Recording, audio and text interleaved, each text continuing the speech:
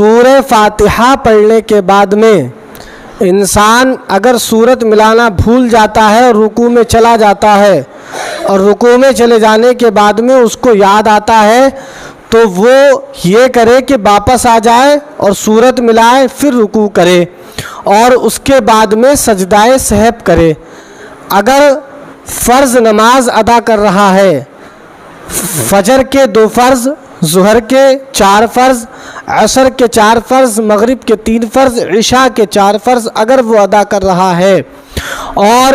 فرض کی پہلی 2 رکعتوں میں اگر سورت ملانا بھول جائے اور رکوع میں بھی یاد نہ آئے تو پھر کیا کرے؟ تو پھر تیسری رکعت یا چوتھی رکعت دونوں میں سورت ملائے۔ اگر 2 میں بھول جائے تو دونوں میں سورت ملائے اور آخر میں سجدہ سہو کرے، اور اگر ایک میں سورت ملانا بھول گیا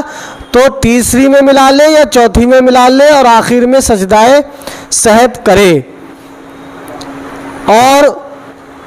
مغرب کی نماز ادا کر رہا ہے، مغرب میں 3 ہے اور 2 میں ملانا بھول گیا، الحمد شریف کے بعد میں فوراً رکوع کر لیا، تو دونوں میں اگر ایسی اس کے ساتھ میں ہو گیا تو تیسری میں ملا لے، کیونکہ چوتھی رکعت تو مغرب میں ہے ہی نہیں تو اس کی جاتی رہی، یعنی وہ پھر معاف ہے نا، اور آخر میں سجدہ سہو کر لے، نماز درست ہو جائے گی۔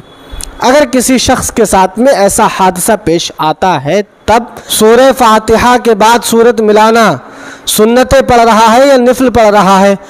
اور رکوع کر لیا، اس نے رکوع میں بھی یاد نہیں آیا کہ میں الحمد شریف کے بعد میں سورت ملانا تھی مجھ کو، رکوع کے بعد یاد آیا تو کیا کرے؟ تیسری میں ملائے گا یا چوتھی میں؟ تو کہتے ہیں اب کسی میں نہیں ملائے گا، آخر میں وہ سجدہ سہو کرے گا۔ اگر رکوع میں یاد آ گیا تو واپس آ جائے گا، اور رکوع میں یاد نہیں آیا، رکوع کے بعد یاد آیا تو اگر سنت اور نفل پڑھ رہا تھا تو اب کسی میں نہیں ملائے گا،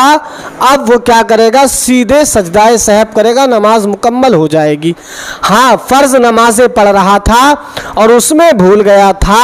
رکوع کے بعد یاد آیا تھا تو اب کیا کرے گا؟ تیسری یا چوتھی میں ملائے گا، یا تیسری چوتھی دونوں میں ملائے گا، اگر دونوں میں چھوٹی ہے تب، ایک میں چھوٹی ہے تو اس کی مرضی، تیسری میں ملا لے یا چوتھی میں ملا لے، آخر میں سجدہ سہو کرے۔ Got it?